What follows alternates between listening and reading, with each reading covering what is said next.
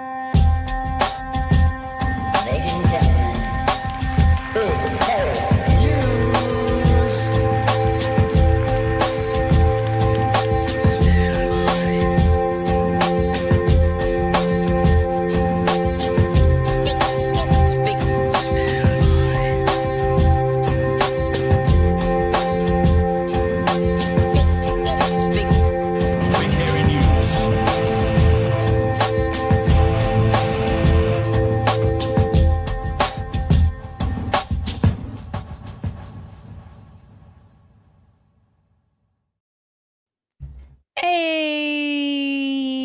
Hey.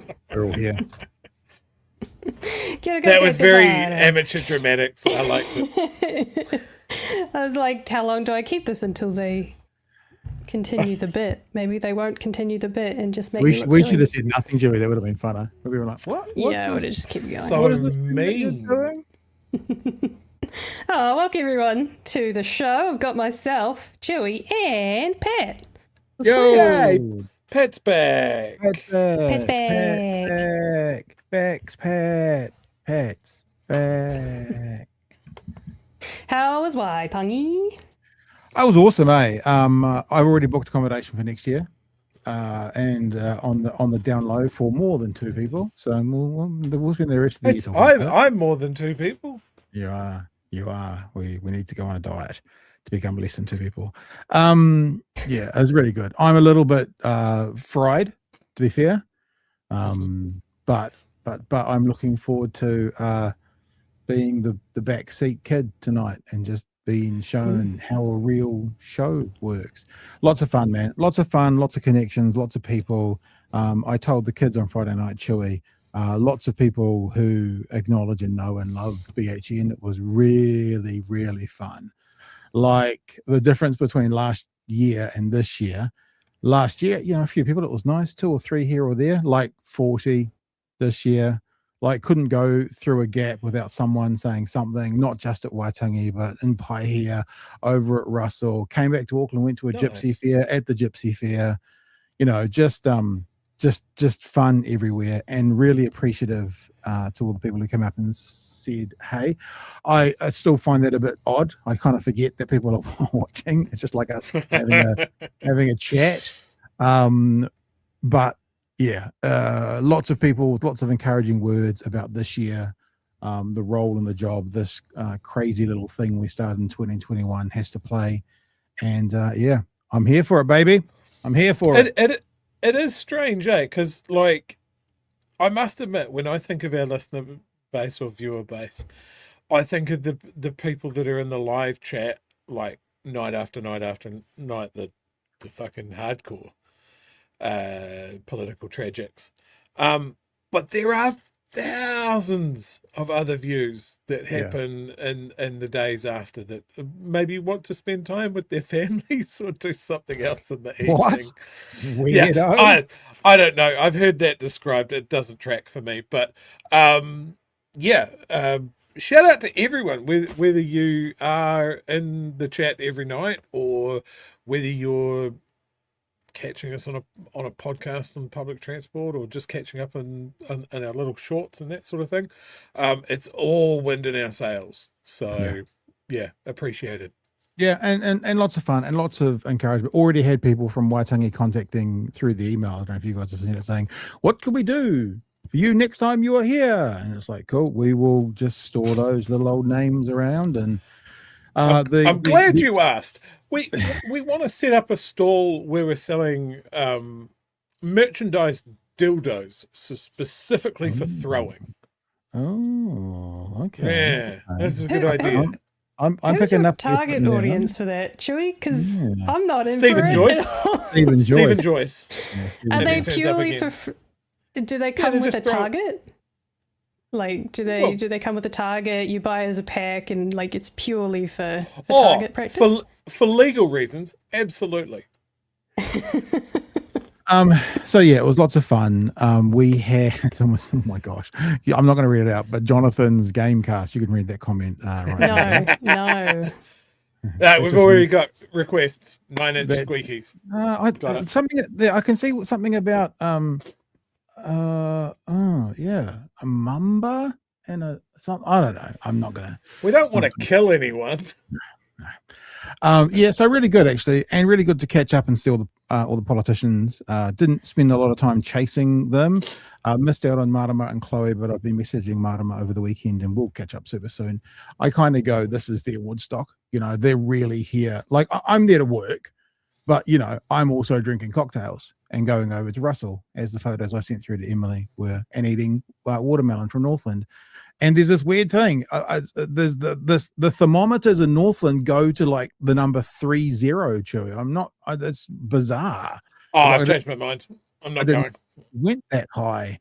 No, and just kind of observing and watching, and lots of high fives and lots of connections. Like when we interviewed Huhana and you guys have played that. You know, all the other Greens were just sitting behind us eating dinner, sort of thing. So we were just, but not kind of bugging them. That's not sort of my style. It's like they want to come over and catch up. That's cool. And if not, just like a fist bump. They all came and took stickers.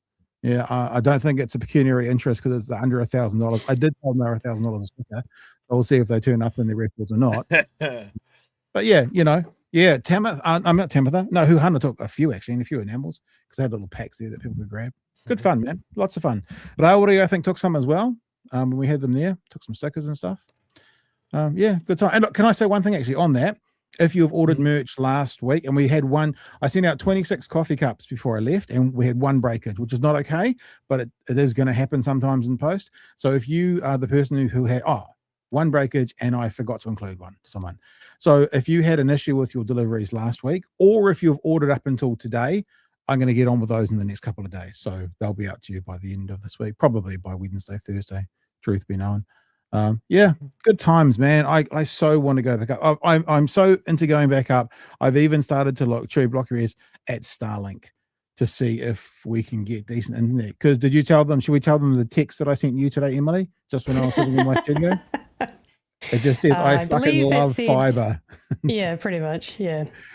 Because honestly, trying to upload TikToks, even in the Auckland Airbnb, they were like taking 20 minutes to upload. I'm like, we can't do this. So what I learned last year, we use this year. What I learned this year, we'll use next year. And one of the things we have to have is fiber, or at least very fast broadband. What do you call satellite, Chewy? Because it wouldn't be broadband because there's no cable.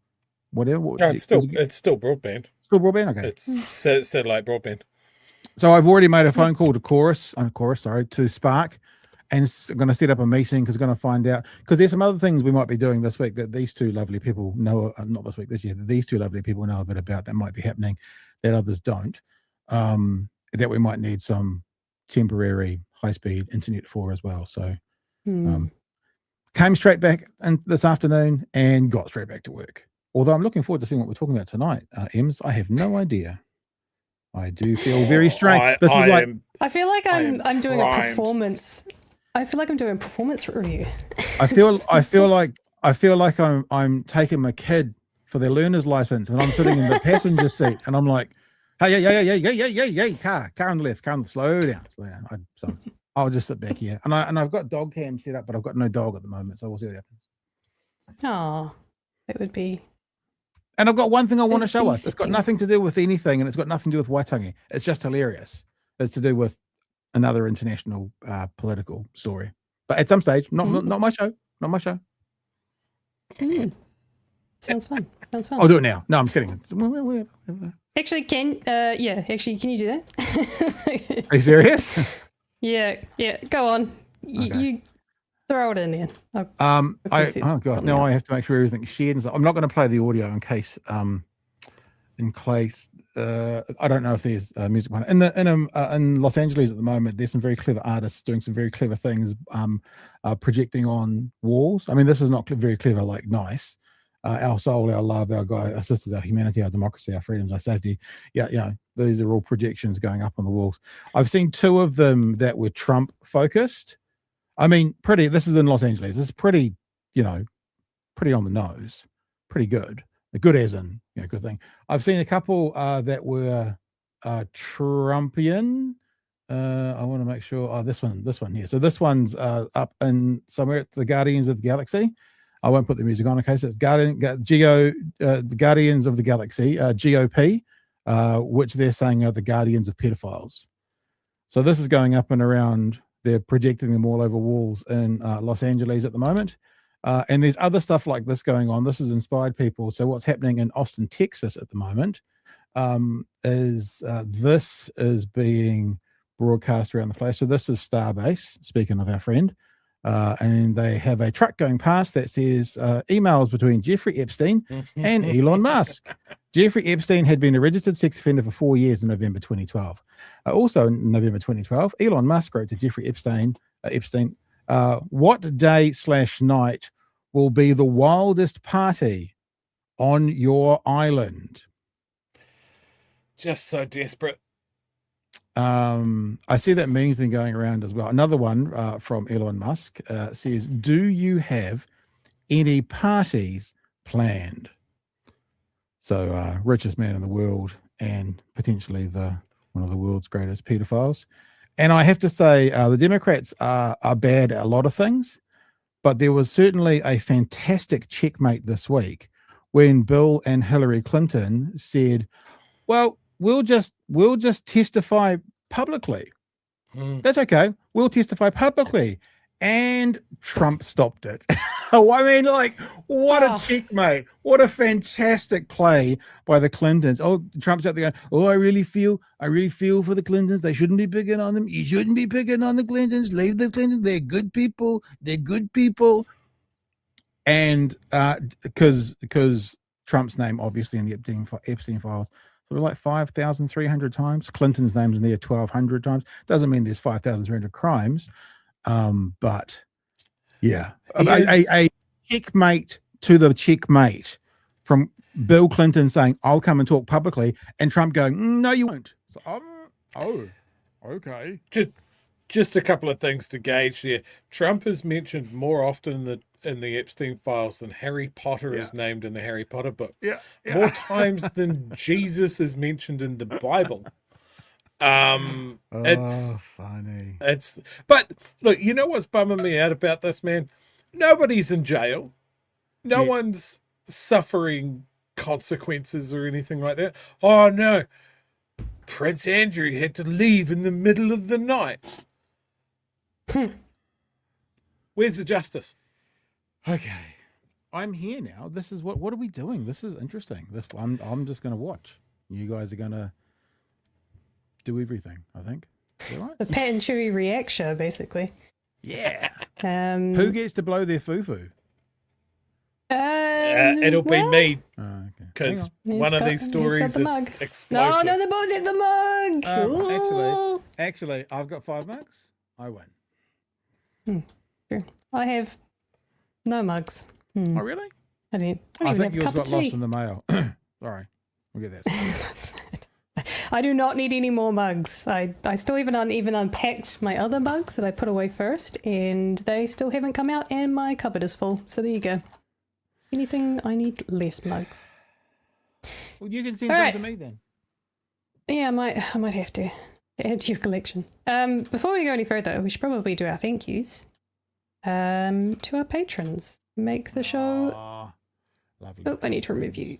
There we go. Patrons who make this show possible. Apologies, we didn't get our exclusive pre-recorded interviews to you, but as you can imagine, Pat on data and the dial-up. timings dial-up. and the It was going dial-ups, yes, and the timings and the day of when the interviews were, we couldn't get them to you first. So apologies, but typically you would. But Oh. I have heard some requests for maybe some hat cam. So we'll Yes. try and figure something out. Yes. If you want to there see go. if you want to see Rawiri be like this high in the screen and all this air above him, just it's brilliant Shots of the broadcasting. moon from the looks Yeah. of it. Yeah. So that's one of the things you can look forward to if you're a patron. Oh, one other thing. Sorry, I don't know how to do this backseat thing. I haven't made the new Patreon patrons outro yet. I only got back today. There's some beautiful people who have signed up over the last week and a half or so.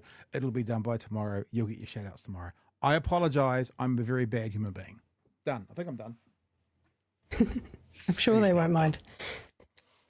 And And of course, meet you on our website, bhn.nz, if you want to find all of the clips and the things that are happening. There was also the collective yesterday, if you missed out on that. So you can go and watch that on the channel. You can find all our other shows on the network, such as Locked Out with Craig Rennie, The Frontline with Gary Payenda, the collective last night, and other friends of BHN. Huge number of TikToks going out at the moment as well. There's a bunch of stuff from Waitangi. Nabby's been working on Gary's show as well. So there's going to be a bunch of stuff from Gary's show coming out in the next few days as well. And there's going to be Locked Out. So we're really going to look at that TikTok feed being the Big Hairy Network and having the other guys come up there as well. So if you're not subscribed to us on TikTok yet and you want to see those, and you bloody well should, because there is going to be a sector of videos that won't show on YouTube because they're too long, because they've got to be under 3 minutes to be as short, but they will show on TikTok. So there are some sort of exclusive TikTok only videos. So you should definitely follow us on TikTok, just at Big Hairy Network. I'm sure you would have said that, Ems. I'm sure you would have said that. I'm sorry for stepping on toes. No, it's all right. Add to the magic. The other link you can find on our website is the shop with all of the merchandise, such as the mugs that Pat has so lovingly showcased for everyone, including hoodies and t-shirts, stickers, and enamel pins, which are now in the hands of our favourite politicians. So there you go. You can be cool like them, or they can be cool like us. I think you can decide. Huhana said she was going to put a tax wealth tax work one on the back of her laptop, and I said for in Parliament, and she was like, certainly for in what do they call it when they get together and have their little talkies around the table, that thing, their talkie time around the table, their cabinet Talkie time around the table. So the next time they have talkie time around the table, that sort of thing, the next time they have talkie time around the table, and Huhana said we'll have to make sure we get a bit of a close up to see what her laptop's got. Sweet. Oh, shall we get into today's news? The news of today. The first story of the evening. Did you guys see that the government has announced a plan, a facility, an import facility specifically for liquefied natural gas in Taranaki? Yeah, saw that today. So, did you see that news? Yeah. Yeah, yes, I did. I did. Chewy's reaction was yes, I did.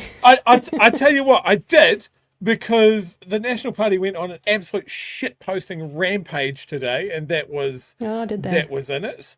You know, look, Labor are going to tax you. Labor are going to tax. Greens are going to tax you. Not us though. It's a levy. It's a levy. We're putting up your electricity prices. But it's not a tax, it's a levy, because it's going towards building a liquid natural gas terminal, because that's a fucking growth industry, apparently. It'll do almost nothing for this country. It's spending almost $1 billion on a declining fossil fuel source that has to be refrigerated down to 160 below zero, and has to transit half the world along some of the most vulnerable shipping lanes on the planet at a time that we're going, is Iran going to kick off? Is China going to kick off? And apparently this is future-proofing our energy supplies. We could spend $1 billion on renewable energy right fucking here. We could spend $1 billion on batteries for everybody's homes.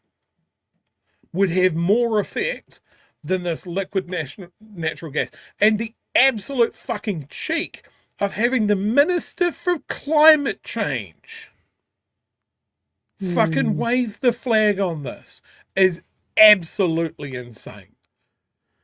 The other symbol that I heard that drew my attention to this is hearing Chloe Schwarbrick explode. Like she's just in a constant state of detonation and then reforming until the government says something else about blowing up the entire climate, and then she explodes again. Like, Exploding it's due to her own so natural dumb. gas. I didn't even get just- to play the story yet. Yeah, I know. As well, Emily, but Chewy's blowing his top. I couldn't hold on to it. I'm just gonna add one little thing in because I kind of asked Huhana about this, which is like, so can the next government just cancel all those contracts? And she went, yep. So what international company is going to want to build a 10, 20, 30-year pipeline plan to get their money back, knowing that the next bunch of greeny lunatics controlling government might just go, yeah, see, oh yeah, we'll pay you the $100 million cancel fee. That's fine, but you're gone. So it'll be really interesting to see what happens with that kind of idea leading up to that. And the idea, Chewy, I think that we talked about a year, 18 months ago, that the next government should just cancel everything. And apparently, I don't know if Labor's on board, but that's, I'm paraphrasing, but that was the vibe from Huhana, certainly in our chat. There you go. Yeah. Oh, let's get to the weeds of it. Really? And then Boring. Blame the I can show you story. some fun clips that Okay, you guys that you guys might enjoy as well. Power users to pay a levy to help fund a liquefied natural gas import facility, which it says will help save millions. Major energy companies have been given the opportunity to bid to build a new terminal in Taranaki. But as business correspondent Jason Walls reports, there are already concerns around the cost to taxpayers. The gateway to Taranaki, soon to be buzzing with a lot more activity. The government today unveiling its plan to bring more natural gas into New Zealand via New Plymouth. New Zealand has faced major energy How much supply do you risks in recent years. A shortage of energy supply pushes up power prices for New Zealand households and businesses. So, in a bid to To cover build more energy supply. shortfalls in the dry years, the government is bringing in more liquefied natural gas. Also known as LNG, the fuel is mostly methane that has been cooled to roughly minus 160 degrees Celsius, at which point it becomes liquid. It's then moved from a refinery and transported, usually via specifically engineered ships, to specially designed ports, where the LNG is offloaded for use in electricity generation. The cost of power has There's a little lesson for everyone there. risen significantly over the last few years. In fact, Statistics New Zealand reports that in the year to October, power prices increased by more than 11% year on year and a are weird one. forecasted to continue climbing. The Energy Minister will reveal which company has won the contract midway through this like year, New with Zealand the aim Idol. of making the facility operational late next year or early 2028. But the cost for the project will fall, in part, on taxpayers in the form of a levy to electricity users of between $2 to $4 a megawatt hour. That will be subject to commercial negotiation which is underway, but you're looking at north of $1 billion. But the Commercial minister saying negotiation? over the long term, Kiwis will save money. The advice that I've received from officials indicates that the benefits exceed the cost. Labor pulling no Well, they didn't show there, and I watched the conference. It's something like $50. So he says something like an annual savings of 250 million, 250, but something like that. And he said in the pass on to consumers, because he said annually, right? And then he said, and for consumers, it looks something like $50, $50 for an average household. A year. And then, yeah, and I was a like, hang on, year. he didn't say, no, but he didn't say that. He just said the equivalent would be, so he said the number for the year was, you know, in your billions, millions, whatever it was. But then he said for each household, it'll be about $50 per household. Didn't So say is this- per year, but I'm pretty sure he was saying per year we would save Is this our 2026 version of $240 a fortnight? Is this the 2026 Yeah. version of that? Yeah. I got questions. The first is how much is this going to earn New doesn't? Zealand? How much is going to go into the coffers? Because the only reason I would see that these guys would start doing this kind of stuff is to make up the shortfall. Because the other place you could get your 100 million from is the fucking landlords. How about Big Tobacco that you've given $220 million rebates to for about 3 years in a row? How about some of those guys pay the 100 million? Yeah, I mean, my power bill in Dunedin for a month in the middle of winter, worst time of the year, remember, including running a whole studio and stuff, has been $700. So $50 a year is, yeah, I think I'd rather have a clean coastline, even if it's Taranaki, not where I live, than $50 a year. Yeah.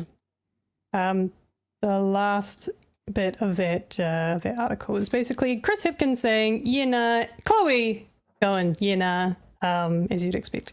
But I'll show you some other clips in a second. Is that you, Chewy? What have you got? This is a wee quote that I've got just about liquid natural gas at the moment. The supply chain is currently considered fragile and tight, with market balances expected to remain delicate throughout 2025. While supply is generally available, increased demand from Asia, logistical constraints, and geopolitical tensions have created a volatile environment. That is exactly the sort of situation that I want to pour $1 billion worth of taxpayer money into. Yes, Patrick. I'll go hand up.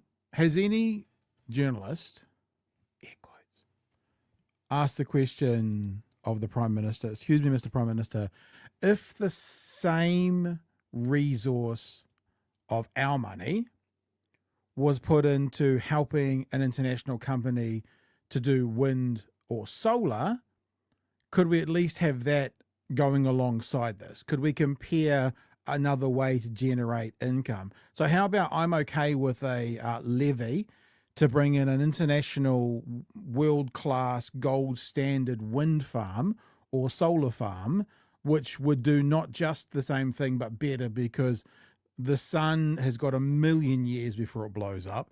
I suspect the gas field's not quite the same amount of time. Like, has that, I want to know if they're also making these offers to companies that do renewable energy, including, for example, the ones in New Zealand that do renewable energy almost better than anyone. And there's always this talk about around thermal being actually New Zealand's gold mine that we've never tapped into. Are we investigating those as well? Or does it feel like there's a bit of a back scratching going on here to a certain sector of society? I did watch the press conference, and I think that was in there, but I didn't pick it up, unfortunately. So if you watch back through, I'm pretty sure that's the question. I know that they definitely asked about why are we building this facility when we already have access to coal, and the benefits, whatever, kind of outweigh each other. It's like, why would we build this facility when it's going to cost us this much and it's going to cause this to the environment when we've got access to coal as our reserve? I have an apology to make. I said 1 million. Apparently, it's only 4 billion years before it blows up the world. Okay. So what you're saying is my point is more valid. Whoever's here in 3 billion years from now, living in New Zealand, is going to do better with solar, because the sun will apparently be that much closer. Oh, did I do that? Did I do that? So here's a couple of things, right? So it's $1 billion, and the reason is we want a more secure supply for dry years. Now that's just saying that all of our renewable energy is essentially in one basket, which is the South Island hydro lakes, right? So we've got $1 billion to spend on making our power supply more resilient. Here's an example. South Australia built an enormous Tesla battery. They spent 90 to 91 million Australian dollars to improve their grid stability, because the biggest problem that they have over in Australia now, that so many people have solar panels, that there's actually too much energy going into the grid and it's being wasted. So they're trying to find a place to put it. The other aspect of this is, remember one of the first big projects that the government shit-canned when they came in? Lake Oslo, the pumped hydro power battery, because that's essentially what it was. They shit-canned. So, actually, how much it did was that also mentioned in this cost? conference, I think, as well. While you're looking for that, Joey, can I bring up a story? Negative. Just because I'm just like, this is real. I'm learning in real time. How about this? In the coming energy glut, solar will outshine LNG. Yeah. You won't scroll for me. There we go. The world is Damn, you can heading carry those in your back? into an era of energy oversupply with US-backed LNG. There you go. There's another little thing to add here. And China-backed solar competing for the hearts and wallets of emerging markets. Beijing and Washington are betting on opposite energy futures. The International Energy Agency's latest World Energy Outlook shows each country building massive energy export capacity China in solar panels and batteries, the US in LNG terminals. Even as global demand grows, the world doesn't need them both. The LNG industry ramping up supply, yada, yada, yada, oversupplied, battery. There are two main reasons why the US's LNG looks more vulnerable than China's electrotech bet. Solar outshines LNG as a source of electricity generation. It is cheaper, faster to deploy, and local. Solar plus battery products across Asia and Europe now cost less than the running costs of gas plants burning imported LNG. Now, hang on. I've heard this rumor before. Something about party of business. Surely, if something's cheaper and better, the party of business would go in that direction, wouldn't they? Am I wrong on that? No. Do I have that wrong? I think it's also quite telling who the major producers of LNG are. It's the southern states of the United States, it's Australia, and it's Qatar. That's it. And compared to burning coal, it creates even more greenhouse gases than fucking coal.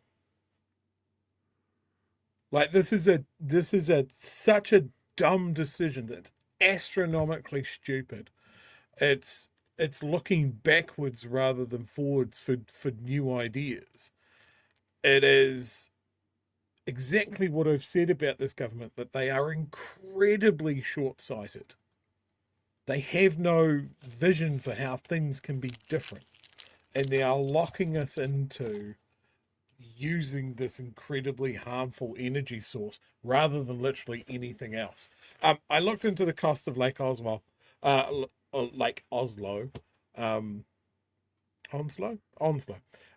Significantly more expensive. It was $16 billion when they shit canned it. So how much? What were the sunk costs? Do we know that? I don't have it. Okay. In what I was looking at. Sorry, Jerry. Yeah, I didn't mean you to Google real time. 16 billion investment, between 8 billion and 28 billion. That's a widespread. But yeah, they cancelled that straight out of the gates. No dog. Oh, no dog. Would you like the second part to the story now that you've both blowing your foos about that part of it? Yeah. So the second part, because the first I heard of this was watching the conference, the conference to announce this. And as you can imagine, I had no idea what it was about because I just saw the Luxon's making a post-cabinet thing. And I just spent the first 2 to 3 minutes going, what do you mean? What the fuck, Luxon? No, that's not, which was just, as you do. And then I started getting into the question and answers, and the press did a really good job at being like, what? All of their questions were the same. They're like, okay, the savings there, can you justify, why not batteries? So the consumer's going to be, so it's a levy, but how much is going to go to the consumer? So it was great. But this is a part, I think they got really pissed off because this is a part that really stuck out to me. And there was also a bit of a Luxon wanting to get his talking points in, and Watts wasn't perhaps saying the right words, the downward pressure, the stability. There was another one as well, which I think, security was the big one. International and national security. But I'll just play these little clips because I think you'll enjoy them. They're quite fun. Living crisis. You are putting an extra cost on households no, that they're not going to realise until when? Well, there's a benefit that's being created as well, which is in lower forward curves in terms. If you can, just listen out for the starter, Chewy. Listen for the press and how much they're talking during his answering. Just lower forward prices on electricity as a result of this. So it's one of those things that we do. How much will this cost the average New Zealand household per week when the levy is introduced? So as I said, we haven't completed the commercial negotiations on the deals. There's some pretty big ranges, but as we've said, the net benefit to New Zealanders, the net benefit to a household is $50. Well, as I said, Sean, what we can't do is we've got to have those commercial negotiations. But what we're saying to you is there's a benefit of $10 megawatt per hour and a cost of about 2. So we're already in the positive money. That's a positive for the consumer and puts downward pressure on those prices. As I said, we've got to do the commercial negotiations. What we're giving you is a broad cost benefit of the investment in LNG. But I'm sorry, we are going to be investing in supply and electricity. We want abundant, affordable electricity in this country. We have renewables going off with big investment, and we're not going to have forward curves that actually are out of whack and need to be pulled down. What is a forward curve? We have done the numbers. I just said to you, we're not. An average idea of what it's going to be then. So I've just said to you, Sean, that we're not going to be able to do that because we have commercial negotiations with providers to work our way through. What we've got for you is broad cost benefit analysis. I'll give a number because you don't have one.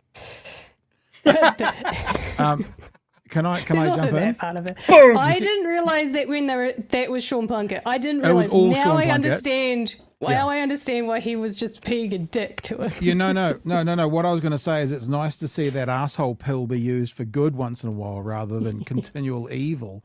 And also he says it's not an extra cost, it's a benefit. That's like saying if I go down to the supermarket and get some milk, there's no cost to that bottle of milk because it's a benefit to my children. Like, hello? It's literally money going out of my account to pay for this in a levy tax. Let's just call it a tax, eh? It's a tax. It's a gas tax. Yeah. If they're able to say the fucking ute tax is a ute tax, then everyone should be banging the drum that this is a gas tax. Here's another little piece for you. Just because it was fun.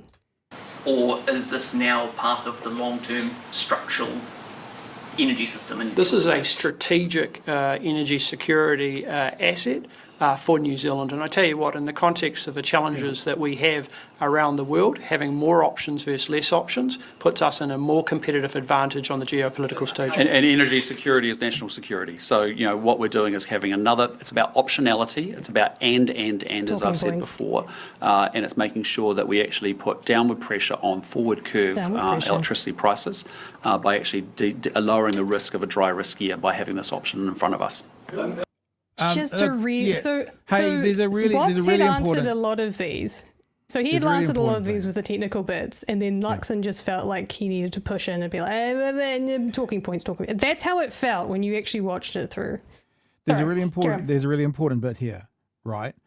Energy security is national security, is what he just said. Not when you're selling it to the US. You're basically saying national security is at the hands of US companies. So US companies is national security. Because if your energy security is coming from a US market, being supplied by a commercial vendor in America, in the US, and that's what's providing you national security, then you are farming your national security off to a private company in America. That's ridiculous. Yeah, it makes no sense. Like, this is something that I will always bang on about why we shouldn't sort of go down this track, is energy production and energy security and resilience is incredibly important to us because we are an island nation and everything has to come to us on a boat. And all of those shipping lanes, if anything kicks off in the Pacific, they're the first things to go. So if we have any sort of reliance on an outside fuel source, that is not energy security, that is a vulnerability. Yeah. So he doesn't know what he's talking about. Isn't this surprising?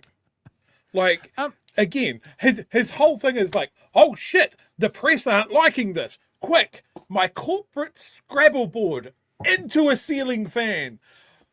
Give me a fucking gibberish term. While he fucking Porky Pigs it because people aren't receiving it like he was told that they would. This is dumb. Mm-hmm. This is so very dumb. And all of the other places that they could put $1 billion, this is pretty much the worst fucking one. They couldn't have chose a less effective thing to do. There's one little bit left. Before we do, Chewy. Oh, what have you got? Got one question. I got a question for Chewy. You said everything comes to us on a boat. Is that why Correct. the internet was so bad in Waitangi? It's like Yes. the internet goes onto a boat, and there's no port. There's no port at Waitangi, so the internet gets onto the boat. Probably lands in Auckland. That's probably why it's fast in Dunedin, because we've got a port. But it lands in Auckland, and then they have to truck the internet up to Waitangi, and by the time they get up there, it's all kind of run down. Is that what happens? No, the true answer, Pat, and it's not going to make you happy, is that nobody cares about Northland. If it's north of Auckland, north of Omaha Beach, nobody cares. Yeah. They don't get roads, they don't get bridges, they don't get health infrastructure, they don't get telecommunications infrastructure. Fuck them, has basically been the attitude of many governments over many, many years. You sad now? Also, I'm sad. Magenta makes a good point. Internet doesn't go overwater, but it does go underwater. So there you go. Goes in a Just big another pipe. vulnerability. Did you Which know is that the apparently internet really, is it really the thin internet's and made it's of like tubes. vulnerable to things? It's like a garden hose. We used to have just one line coming in from offshore, and now we've got like 3 or 2, haven't we? Like, so if one went out like 10 years ago, New Zealand had no more internet, and now there's like 2 lines coming into New Zealand. I think we tangented here by accident, by the way. Here's the thing, fellas. If anything kicks off in the South Pacific, or the Pacific in general, the first thing that any aggressor is going to do is drag their anchor right across the bottom of the ocean and snap all of those cables. And I'm just saying there's a lot of them between Singapore and Australia. They're gone. That's where we get some of our internet from. The rest of it comes from Fiji. Are we defending that? No. And look, that's what Russia has done in the Baltic, has just snapped all of those cables and pretended, oh, it was an accident, I was dragging my anchor. This is the sort of thing when we're talking about vulnerabilities to New Zealand and the fact that we are so far away from anywhere. Like, we're surrounded by ocean. Like, this shit will happen. And this fucking boondoggle that these guys are doing to appease fossil fuel producers is just so short-sighted, and they're trying to say that it's because we need energy security. We fucking do. This is not it. It's a vulnerability. Thank you, Chewy, for taking my ridiculous tangent and actually tying it back to the thing we're talking about. Well done, I'm pretty good at this, Smooth. Yeah, nice. Emily, you were saying. I mean, it's not really important, but it turns out that this little clip I was going to show you is also asking the question, why not batteries? But I just love this little bit where Luxon's just like talking points, like as if Watts wasn't doing a good job enough. She's like, talking points. You might notice it. Maybe I'm picking holes. But also, the question has been asked, so we might as well find out what the answer is. Because we want to be able to grow the economy, and we need to be able to do that with a good, sensible energy policy. The question is, though, why not just, as dirty as it is, have a larger pile of coal sitting there? It's cheaper, or I don't know, other solutions, investing in batteries or in storage to address the waste. problem. Yeah, well, the short answer is that we're already at capacity with the amount of coal that we've got on the ground by Huntly. We also don't want to just have one option. More optionality gives us more choices and therefore more resilience. We've got a significant amount of gas generation plant around the country that is sitting there. And if you think about back in 2024, when we were at the height of the crisis, we had our Huntly gas only running at 65% because we did not have enough fuel.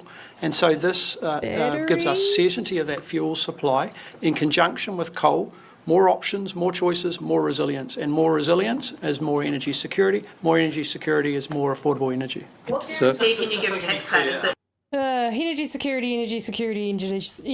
security. I think I heard that about 100 times. Downward pressure was also the other one much earlier on that Luxon was desperately trying to get in there.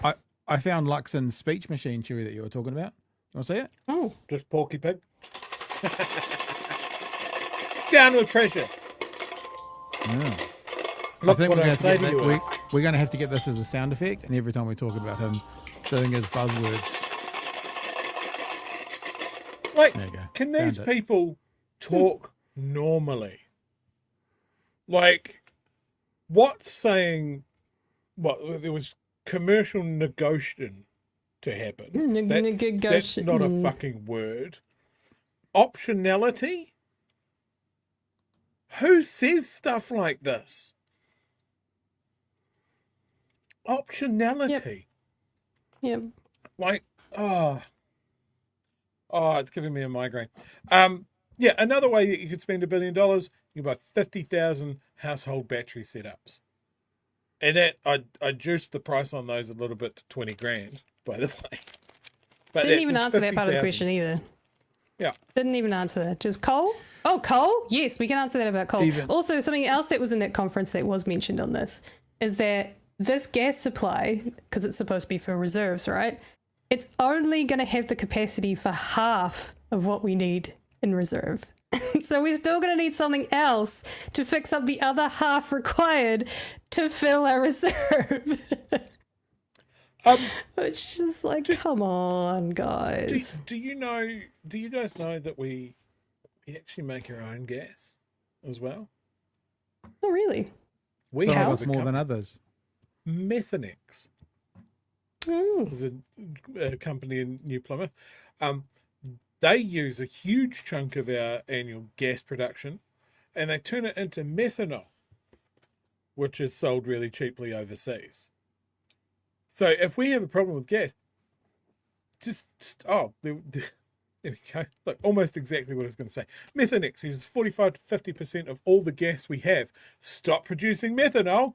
Problem solved. So, I don't know. Let's really put the fear of God up them. Nationalize them. Woohoo! Yes, fun stuff. There's no short of gas or hot air. Both can be found within the debate chamber. No. Before we move off the topic, I just because it fits perfectly in here. Not that we're going to talk about this tonight. Maybe you guys can talk about it tomorrow night. Chris Hipkins was on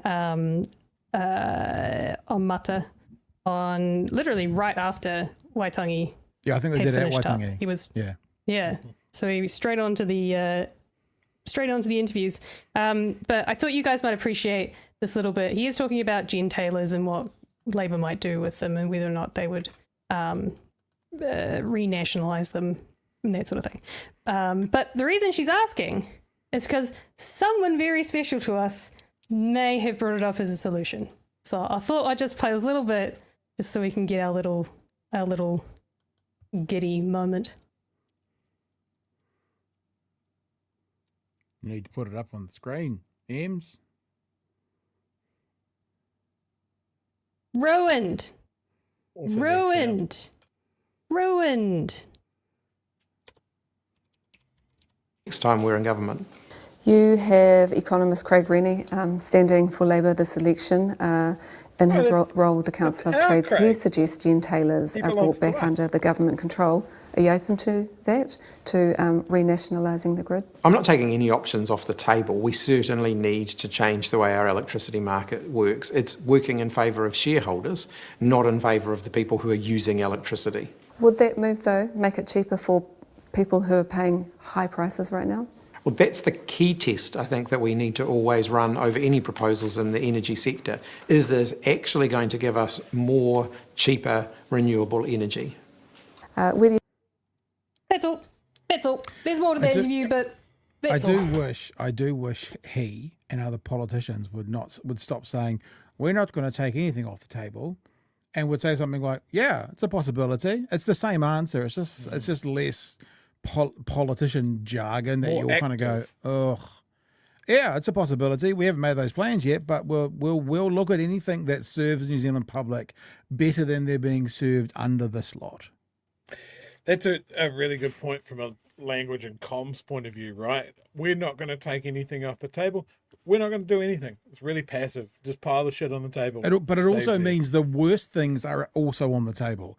If we're not taking anything off the table, that means think of the worst option that's on the table because we haven't taken it off anything.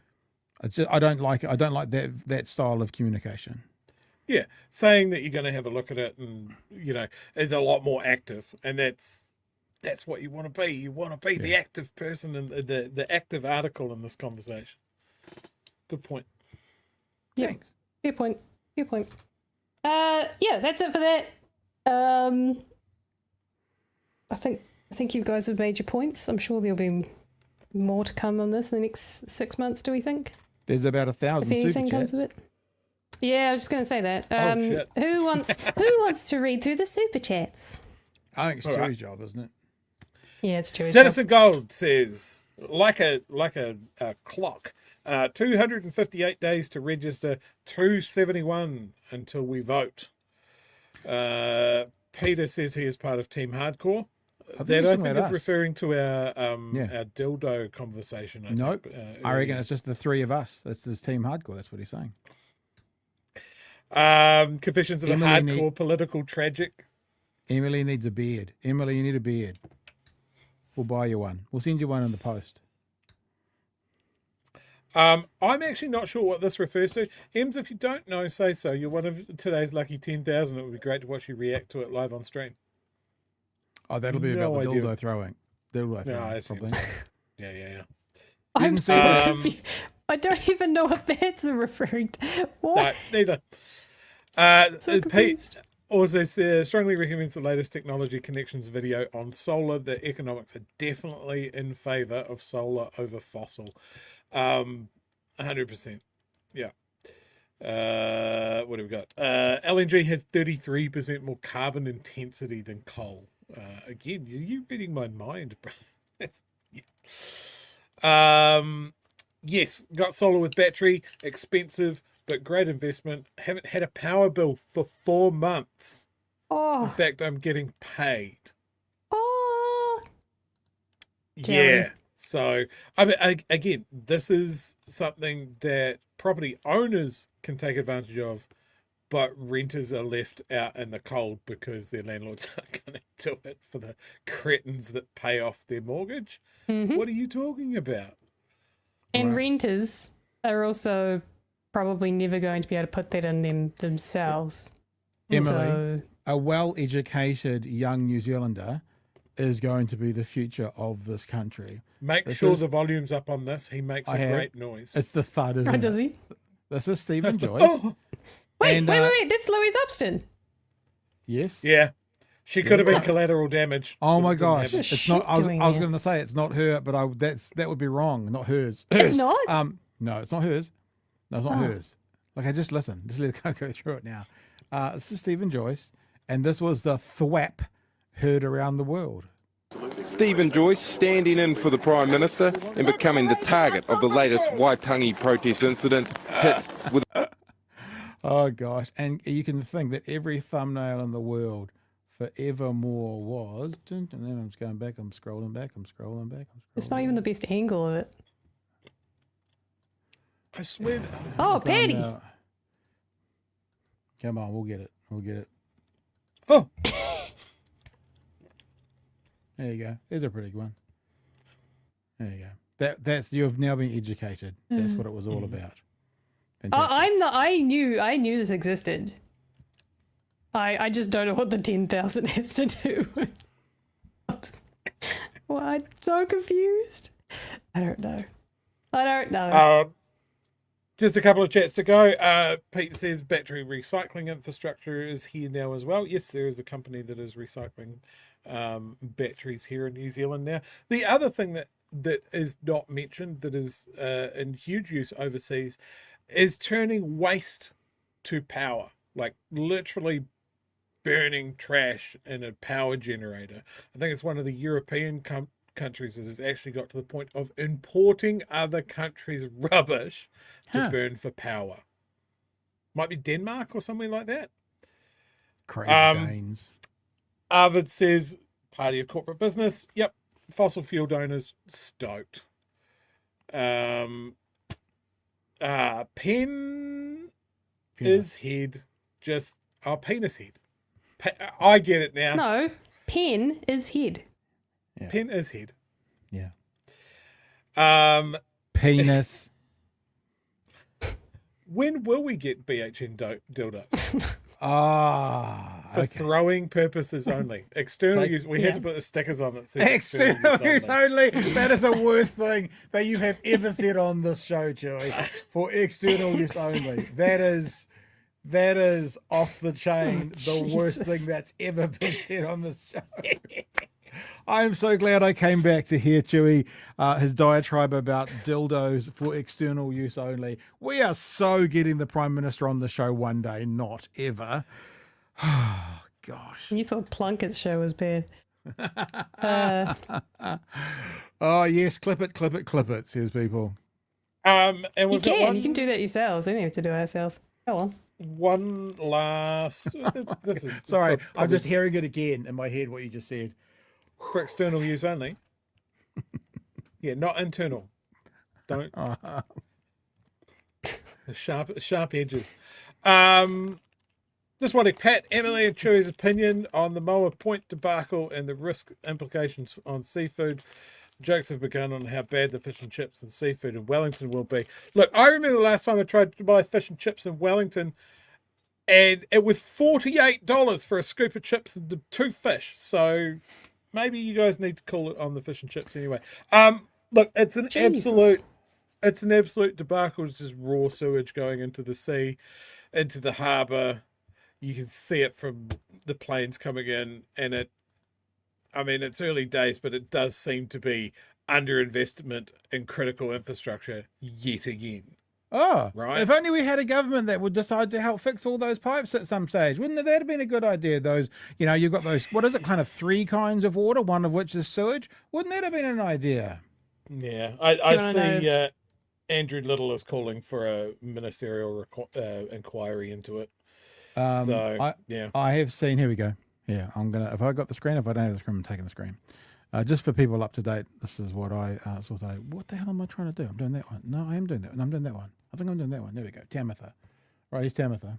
Right now, there is 70 million litres worth of untreated raw sewage, human feces, wet wipes, sanitary pads flowing into the south coast of Wellington City. I'm making this video because there are lots of questions being asked about who is to blame, what is the impact, what went wrong, and what are the solutions. The south coast is a place I spend a lot of time, and it's definitely not something that I take lightly. Not as an MP, and not when I was a city councillor either. That's why when I was a councillor, I moved this amendment. A firm support for Ngāti Toa's position that overflows into Te Awarua or Porirua and all waterways are unacceptable, and that Wellington Water Limited and Wellington City Council should do whatever it takes to prevent overflows into this and other Wellington catchments. That includes the South Coast. Yeah, we'll leave it there. You got the thing.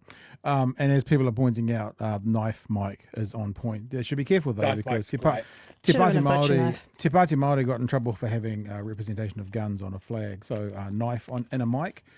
Better be careful there, Tamitha. But there you go. That was just the details as to what's going on there. Well, look, this is another fucking excellent point of view, that one of the things that is protecting our waterways, which is a clear benefit to literally anyone in an island nation, is Māori and the Treaty of Waitangi. That's what's doing the work and slowing down the pollution of our waterways. So if there's people that, and there always is, every Waitangi Day are going, well, what's the point of this? Here's a really good a good reason, is that if we treated the treaty with the deference that it deserves, maybe we wouldn't have companies running shit on the cheap, and then it breaks, and then the entire south coast of Wellington and the harbour is full of literal shit. Anthony says, I don't understand this trend for using lav mics as handheld mics. And I was going to say, you mean like that one there in that picture, and like that one there in that picture, and like in some of the ones to be loaded, like that one there and that one there. Yeah, I don't get it either. It's weird, eh? I've seen some great ones. Almost like they're cheap or something. Garden trowels, spatulas, drumsticks. I like it. I'm here for it. I have a sickle. We could use that. Popsicle? Like if we're both interviewing someone, like you could have maybe a mic. Hammer and sickle, and I'll have hammer and sickle. I was going to ask, is that something to do funny. with being we're dirty commies. or... We're That'd dirty be pretty commies. Funny. That'd be pretty funny. Why do you have a sickle? Cuts his lawns with it. My wife found it in a second-hand store, and she's like, "Chewy, should I buy this?" And I was like, "Yes, buy it now." Put a microphone Hey, on can I this. ask a question? Is that the first story, and it's been an hour, or is that 2 stories? Yep. Correct. Yep. Oh, fuck. This is why the next. That's why the We're last doing one is two- literally one clip. We're doing Like 2 you stories re- tonight, Fano. You This is took how over the Fridays show tend to for go. 20 minutes. You're This is to why our blame, shows man. typically go well into the 2-hour mark on a Friday because we have lots to say. I won't say anything else tonight. Sometimes it's a good thing. No, that's not how it works, Pat. I'll get my phone out and I'll play Tetris. Just mute him. Just mute him. It's like good. Don't call me a mute. So what was that, Pat?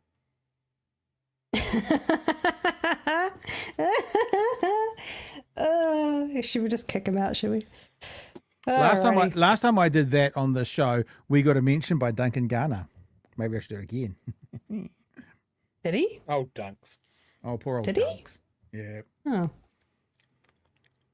Oh, yeah. No.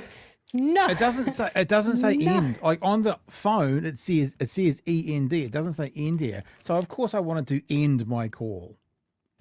I didn't know the whole show. Well done.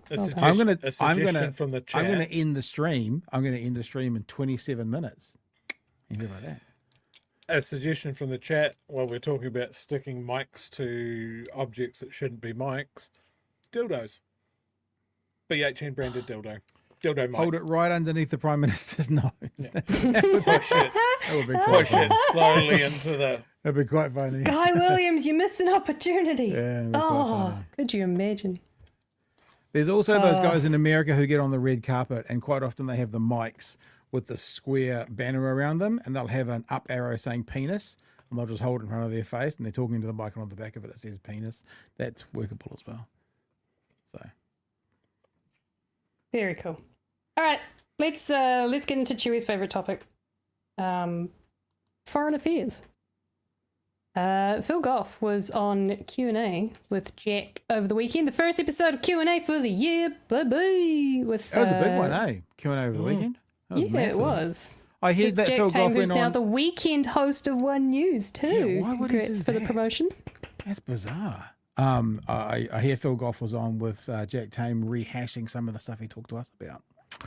You know, just saying. Yeah. Just putting it out there. Just saying. True. In this particular one, he's talking about, well, maybe he is rehashing things that you guys talked about the Trump of it all and basically New Zealand not really having a backbone and not standing up to the US. So there's a few wee bits that I'll show through. They're not exactly anything new, but I just like someone, even though he's ex-politician, just like someone just saying it straight and being like, we need to do better on the international stage. But it starts off with a great little parallel clip of Luxon at the State of the Nation earlier in January. And then Carney, which was a few days later at the World Economic Forum, saying a very similar sentiment. But then Phil Goff has a really good explanation as to why he didn't think Luxon's was good enough in terms of not speaking. Okay, this one then. There we go. I had to kick you off the screen there, Pat. Sorry, dude. There you go. Let's have a listen. Global rules-based system is rupturing. We are seeing rules giving way to power. In an age of sharper competition, we're seeing a pattern of countries respecting international law only when it suits them and ignoring the rules when it doesn't. Just 2 days after that State of the Nation address, Canada's Prime Minister made an extraordinary speech at the World Economic Forum expressing exactly the same sentiment. It seems that every day we're reminded that we live in an era of great power rivalry, that the rules-based order is fading, that the strong can do what they can and the weak must suffer what they must. Let me be direct. We are in the midst of a rupture, not a transition. And if the United States is at the forefront... There was a little parallel there. Phil Goff then goes on to, there's a wee bit in between, but it's kind of stuff we've all heard before, then explains what was different between the two speeches and what Carney did better. Back to you, because they're in the Ministry of Foreign Affairs handbook, saying that, power rules are giving way to power. What Prime Minister Luxon didn't do was say how New Zealand was going to respond to that, whereas Prime Minister Carney from Canada did. And what I would dearly like to see is New Zealand backing that sort of leadership that Canada has given and working with like-minded countries to fight for what we believe in, rather than trying to ingratiate ourselves with President Trump. And then the next wee bit is we are currently doing the appeasement strategy, and he points out where the government's failing. And there's a little line at the end where he says, where is New Zealand's voice on the international stage? So I'll play this through a minute or so. Let's discuss that a bit more then. Is it your contention that New Zealand has been following an appeasement strategy when it comes to President Trump? Absolutely. What the government would readily admit is that they're keeping their head below the parapet. But it's a bit like the schoolyard bully. You don't stop him bullying by trying to appease him and taking cover behind somebody else. You have to confront that sort of attitude. You've got to stand up for your values and your principles and what you know to be right. And that's what we haven't done. We haven't had any explicit criticism, strong criticism. You don't even have to mention Trump's name. Carney didn't. But to say what you know to be wrong, it's wrong when a big power says they're going to take over part of another country, in this case Greenland, simply because they want to, as if they have the right to do that. It's wrong to actually blow ships out of the water, being judge, jury and executioner, and then shooting the survivors, because that's against the rule of international law. It's wrong when you hear somebody say that climate change is a hoax, when we know it's real and we're experiencing it day to day. But where is the New Zealand voice on the international scene? It's so quiet that it's not heard. What would it... Oh, I love that last little bit. Well, partly it's so quiet as well because of who's in government. I mean, you think about all those people who stood up and held their hand out to the international world. You're looking at left-wing leaders. They're the ones who did it all. And look who's in at the moment. Remember, everyone's telling you this is not your father's National Party. That's for sure. They're weaker and worse and more passive. And even though Luxon did come out today saying he believed that the comment from Trump and that retweeting of that Obama's looked like their face embedded onto apes' bodies was racist. He used disgusting. The word, it was racist.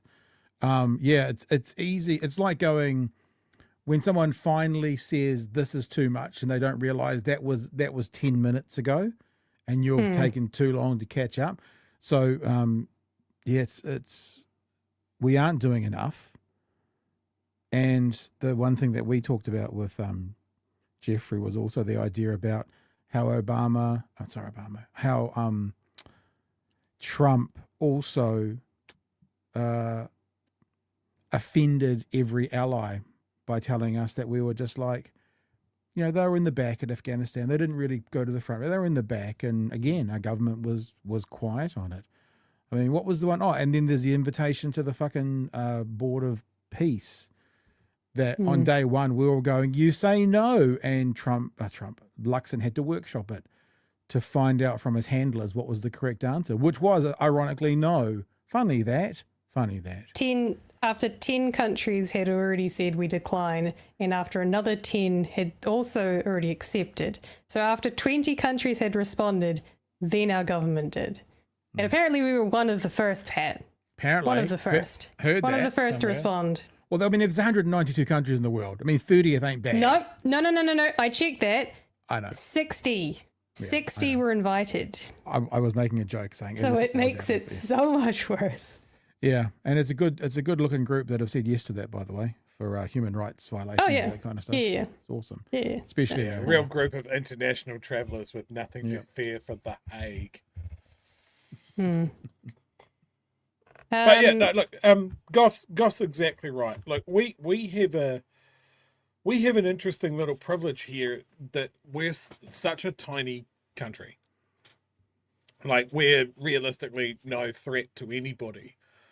But sticking our head above the parapet, that's the brave thing. That's the thing that we look back on 40, 50 years later, and everybody goes, yeah, I'm proud that my country did that. And we're not doing it. We're just hoping the bully doesn't see us. And as we've already seen, that buys us no favours from the bully. He's not rewarding us for being quiet about it. So then, what have we got to lose? Like, we should be following Canada. Like, we should be following anybody else that's behaving a little bit more sanely. We should be able to call out the bad things that are happening in the world.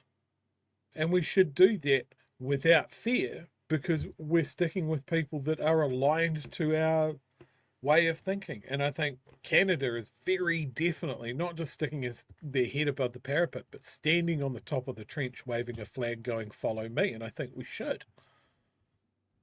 You know, I saw something in the news the other day that, again, Winston, our foreign minister, our nationalist foreign minister, who believes in all things New Zealand and has often used the memory of Anzac soldiers for political gain, is completely silent on the news that the Israelis have bulldozed a Commonwealth War cemetery in Gaza.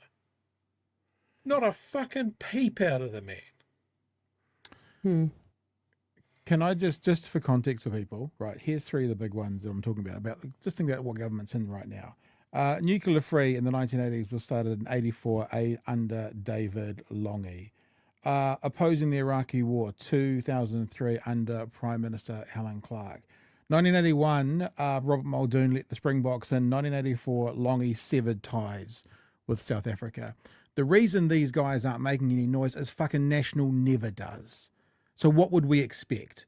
Like, if you're looking to have a policy passed or a stand made, that in the future, like Chewie was saying, in 30 years, you look back on with pride, this is the wrong colour government for doing it. It's the other guys. It's the red and the green, and I guess Te Pāti Māori is white, red and black, whatever colour their colours are. But this is not the colour government, right? The blues, they are not the guys that you look back on who are going to stand up to the bully, as Jeffrey Palmer was saying. They don't. They don't stand up to the bully. The other ones do. Yep, 100%. All right. Last wee bit, which is... So one of the things that they talked about, just a wee bit to give context to what Jack is talking about, is whether or not Phil Goff believes that the government is actually maybe not publicly speaking out against Trump's administration and the Trump of it all, but maybe behind closed doors is maybe having those discussions. And Phil Goff was very clear and said, I've been in the position, I know for a fact there is not this kind of murmuring behind closed doors. So he's very adamant that that's not happening. So Jack brings up again, and the question is, how do we shift it? How do we stand with the middle powers, which is referring to Carney was saying in his speech about the middle powers unite, like the Power Rangers, fight fascism. And if I know what I'm doing, I'm going to press all the right buttons, chuck it on the screen. Chewie, do you remember Captain Planet? Was that the one that joined all the rings together? Anyway. Yeah. Transformers. There's another, I'm sure there's, I think it's just a trope in anime, isn't it? Let's go. It does need to be called out, or he'll keep doing it. So if these countries are to work together to stand up to US leadership at the moment, it's your contention that New Zealand is not doing that behind the scenes, that our foreign affairs policy is not doing that. So how do we shift that? Oh, well, will we shift it when we have a foreign minister who is a populist that wants to ingratiate himself with Trump? And the answer is no, I don't think he'll do that. He's had lots of opportunities. If ever there was an opportunity, it was when our troops were impliedly called cowards because they weren't on the front line. That Our troops weren't NATO troops. I know would have been behind. Yeah, we were. It was. We were part of a NATO-led operation. International Security Assistance Force was NATO-led, and Trump wasn't saying the British are cowards, but the New Zealanders aren't. No, he was tarring everybody with that brush. Yeah, I don't think there's any question about that. In a Trumpian style. But then the foreign minister tried to make that excuse. He tried to make lots of excuses. That the defence minister had said something about it. The defence minister didn't exercise strong criticism of the accusation that was made that we stood back from the front line, and she should have. So, and there you go. So, what you guys were saying before about the NATO comments that were made. I mean, I think it's a great interview.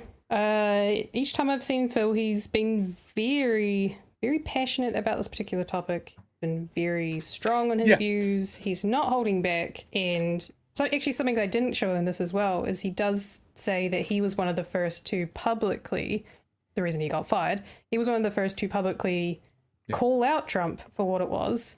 And the irony of him having the Churchill thing in behind. And that's why, that's why he was fired, essentially. So since him, slowly more and more is forced, more and more actions by Trump has forced them to speak out. Yeah, Phil getting shit canned has probably been the best thing. Just as far as someone getting pissed off and going, He's had going more interviews.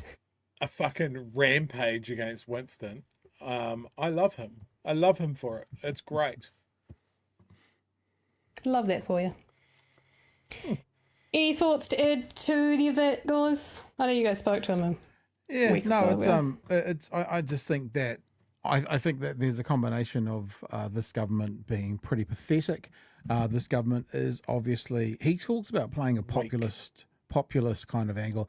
I mean, I've always had trouble with that term because populist implies popular, and the stuff they're doing is not popular. So I understand what he's saying, but someone who worked in America, has worked for an international airline, I can imagine Luxon wanting to get back into the US on some level post political campaign. So, I don't want to say it for a third time, but this is not the colour government that delivers you ground-shaking policy or decisions that you're going to be proud of for decades to come. I won't say never has been, I'd go back into the 20s, 30s, 40s, 50s, whatever, but certainly of recent time. Hasn't been them, is not them now. If these guys are a shadow of John Key's national government, and John Key's national government would have never have done this kind of thing, like being up there and then these guys are like, it's just a joke to even think about that they'll do anything that we'll be proud of in 20 years from now.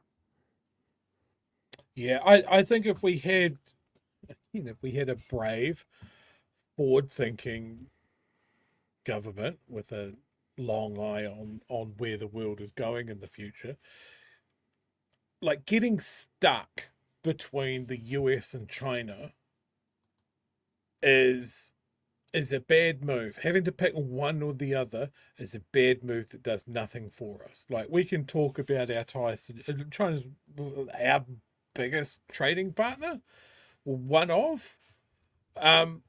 We have zero to gain from pissing them off.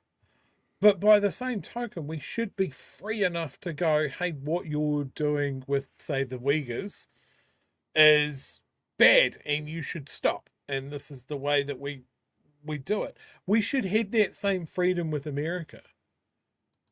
And I think the clearest pathway to that is not picking one or the other, trying to be a satellite state of a superpower, but exactly what Mark Carney is describing of an alliance of the middle powers.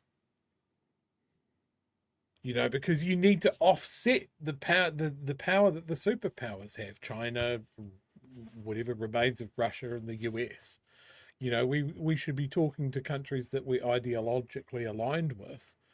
Australia, Canada, the UK, but also look at other countries like Malaysia or, leveraging something, if India doesn't slide into fascism as well. If all of these countries could not slide into fascism, this would make this a lot easier.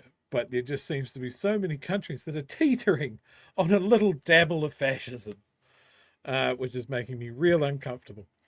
But yeah, we don't have a brave government. We don't have one with a forward view or a long-term view of anything. Or a backbone or a spine. Yep. Yep, we have none of those things. So they're going to pretend that the world order is business as usual. As much as Luxon is trying to acknowledge that something might have changed, he doesn't know what it is.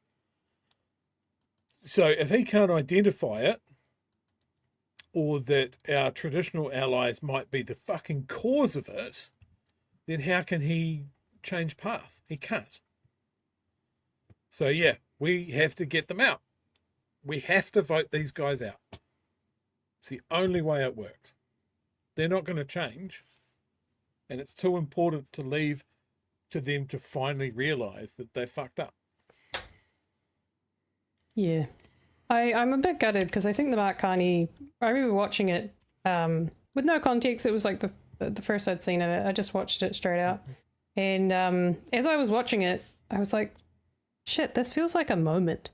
This feels like Canada going, well, if North America's America can't do shit and they're turning into a fascist regime and Trump sucks and is attacking everyone, then Canada's going to be the next superpower. But doing it in a way it's like, I'm going to lead the middle powers together and we're all going to kumbaya and we'll just kick everyone else out. And that's how it felt when I was watching it. And there was a bit of commentary that kind of also had the same sentiment afterwards. I was like, oh, I wasn't just dreaming things. But I'll be honest, I don't know if it's just because our regime or our government is just not wanting to be part of that, but I feel like that speech was a thing and nothing's happened. And that's how it's going to be. It's like, oh, cool, it was an idea. Or maybe it just takes time. Or maybe there are conversations between Canada and all the other European countries and we're just out of it because we don't have a spine. We haven't spoken up. We haven't set a very clear position to go, I like what Canada's saying. We're going to join them. Fuck you, America. China, you're a great trading partner. Stay in line. Agree? Yeah. Disagree? Yeah. No more milk solids or baby powder for you if you try and take Taiwan. So stay in the lane or no more ice cream. Straight to bed. Yeah. That's the end of that. Shall we do some super chats, guys? Yeah, ma'am. Yep. Yeah. Rock and roll. Who wants to read them this time? Mr. Arvid says burning waste has issues. Everything has issues. But they are trying it here. I hadn't seen that. Like we had a mayor down here in Dunedin that was just talking big words about getting a waste to energy plant, but I don't think he realised quite how expensive it is. It's not something that one council is going to do. It is going to be pay for water infrastructure. Yeah, it's a national piece of infrastructure. Please send all of your waste to this place and we will burn it. It's called waste to energy, WTE. Plants burn municipal solid waste trash to produce steam that drives turbines generating electricity and heat. There you go. Yep. Isn't Moa Point run by a private French company? I do not know. But this seems to be our problem, right? New Zealand doesn't do things. We get people from overseas to do things for profit. How could we possibly ever do things ourselves? Yeah. And it's just, what's the best way of producing profit is to cut as many fucking corners as you can. Nats intend to sell public infrastructure and services if re-elected. Ditch the pricks. Yep. That's an evergreen comment. And speaking of ditch the pricks in 26, that's all. Just thinking of. That's what I'm saying. The pen is in his pocket. Good comment. Hey, Chewy, you want to know Project Kia? There are actually, that's what it is. Project Kia proposed for South Island resource covering 365,000 tonnes of waste annually to 30 megawatts of electricity. So yeah, Project Kia looks like it's the There you go. New Zealand's first energy to waste plant. Interesting. We should find out more about that. I will have a read. Yeah. Sorry. And Norman Kirk sent a frigate to the French to protest the nuclear tests. Big Norm. Big Norm. Big Norm Kirk. Big Norm. Now, I think you'll agree that this show has all been about dildos. And we have a tendency to finish the show on a downer. So, is this the end of the show? Are we ending the show, or do we have another story? I'm not preempting something. Pat, are you going to talk about any of those interviews tomorrow, particularly the one that I have there, to keep the surprise? It's funny when you say it to me like I know what you're talking about. What are we talking about? Interviews tomorrow? Oh, that's a good sign. Yeah. Pat's he has no idea. What have I missed? He doesn't even know where he is. Interviews It's tomorrow? already past, and because there's three of us, a wrap-up is probably going to take at least 20 minutes. So I shall leave whatever is remaining of things that happened over the weekend at tomorrow. So whatever you'd like to show that's on a high note there, Hang on. Joey. Haven't we shown all the interviews? Is there something that hasn't played? Yes.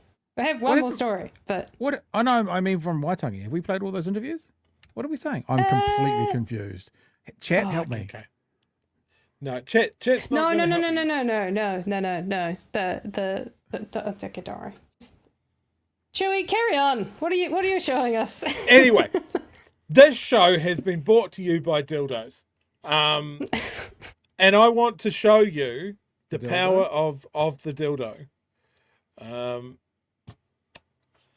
There was a protest in Minneapolis against ICE Is that you, today. Chewy? That's not. We share a kinship. Where were you the weekend, Chewy? I don't recognise that background. So you remember when there was the Capitol invasion and they had the QAnon shaman? I think this is the equivalent on the left. Right. He's a dildomancer, a warlock of the wobblycock. But anyway, these guys surrounded an ICE facility and pelted any car that came out of it with dildos. There were several arrests. Look at them. Look at that spectacular form. That's going to have some heat on it. Dildo in charge. Yep. Smacking. So I bet you the game was can you get the suction to stick to the window? Oh, 100%. That's like the when those game. kids try to do the bottle flip, but with a dildo at a passing car. Yep. So of course this is very funny. So that means there has to be a massive overreaction from law enforcement. What was the charge? Illegal use of a dildo? What was the charge? Eating a succulent Chinese meal? No, weaponized. Go back one. Can you go back one photo? He's probably not, but it does look funny, and it does look like that person's laughing. So it's such a good joke that even getting arrested, he's going, "You guys are such dicks." Although it might also be pain. I'm not trying to minimize. So how can you win? You take a gun to a protest, you get shot. You take an alternative, still going down. This needs a new amendment to the Constitution. The right to be a sex toys. Don't say going down when you're talking about dildos. That's not the right thing to say. Look at this picture. I wish I wasn't here for this. What about this one though? I think Sarah's got it. Jesus Christ, it keeps going. The best one I saw in chat was big hairy dildos, and I think that's enough. Oh God. No. So we had plans this year, Fano, to do some serious stuff with some profile people, but yeah, that's finished after this show. So yeah, we're done. Hey Nabby, if you're listening, this definitely has to be a clip. Just saying. Supercut of all of the dildos throughout the show. Yeah. Cool. Yeah. That's me. That's my high note. Are we done? Yeah, I can see Tama Potaka. Only because I think. Fuck him. Let's just leave him behind. You don't need to see him. He can go away. You're in charge. Look, I can paraphrase. I'm just that whole saying, unless you interview. would like to be here till 11, Pat. I prefer not to be, but I could be here till Okay, cool. No. 22. No. Good luck. It's your show, Hey, Ian. You're in charge. You know how we say our Discord community is unbeaten. Quick. Yep. They're very quick. Who do we give credit to? Got to cite the artist. It is our resident in-house artist, Citizen Gold. Very good. I think. Oh no, hang on. Who is it? No, Cybo Goblin. Yes, yep. That tracks. That tracks. Sorry for the misnaming. I'm disturbed by the smiling face above the BHN. I'm disturbed by the very aggressive grip. And also, it's too much. No, it's one of those squeak. It's like a chicken. You know, you go. It's not like a chicken. It's got to be treated gently. Also, there's no cable coming out of it, so that's Bluetooth. I've never seen a Bluetooth thing that soft. Like, where is the infrastructure for the actual microphone to be used? I can tell you where the batteries are. It's in the tip. Where do they stick the receiver for the Bluetooth mic? I found the way funny. How do you store it when it's not in use? You display it. We've just had an email from a lawyer about defamation of someone, Joyce. But we'll keep going. Not if he knows what's good for him. No. Eames, you're in charge of us. You're the boss right now. Just shut it down. Shut it down. I will, just because we are on the topic, I think this is hilarious. I don't know if I mentioned it on Friday or if it was with you, Chewy, about this. Because it was the 10-year anniversary of the... Yeah, it was. On Friday. It was the 10-year anniversary of the dildo throw.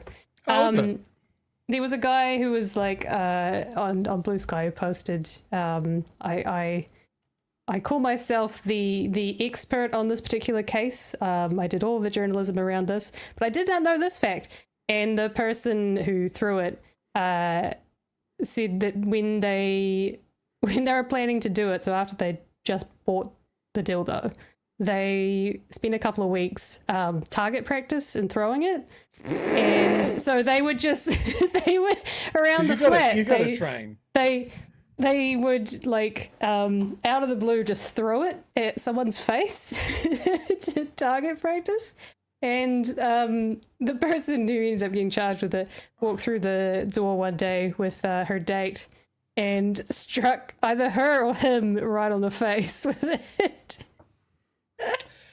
And then I don't know if they explained what they were doing or why they were doing it, but she did say that they never got a second date. So this looks like bullying now to me. I don't know what's going on, but this feels like bullying right now.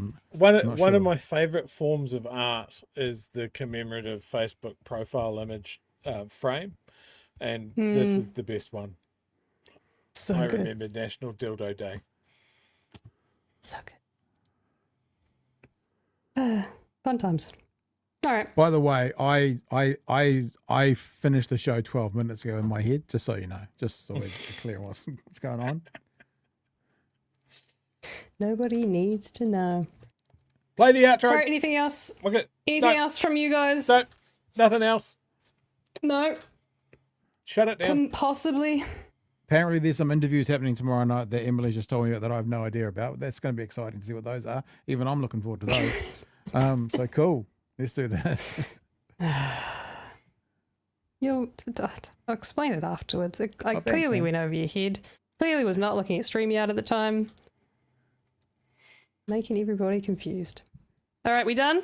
Can I leave now? We are done. Rock and roll. Okay. I'll do the thing. I'll do the thing.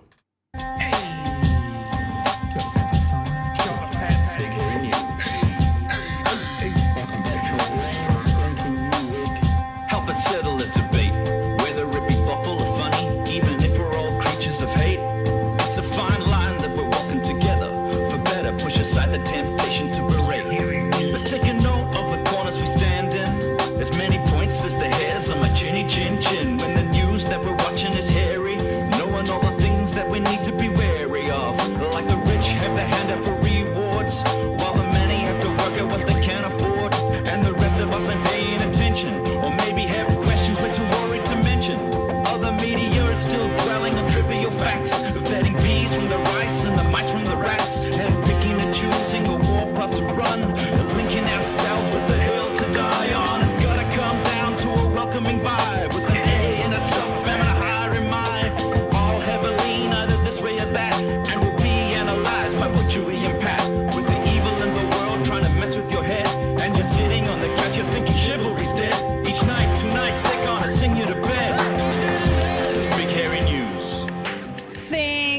up with this crazy Monday night show. Big hairy news. I hope I completed my performance review and I have been promoted to superior host of BHN. Thanks, Pat.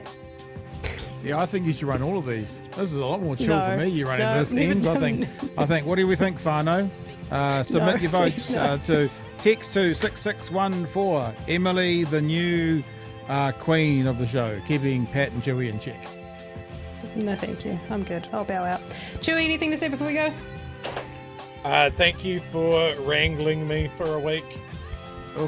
Now I'm Pat's problem. Is that a euphemism? That's wrong. That's enough of you two. All right. All right. These guys will be with you tomorrow. I'll see you Friday. Bye. Cheers, fam. Johnny. Hey, Ray.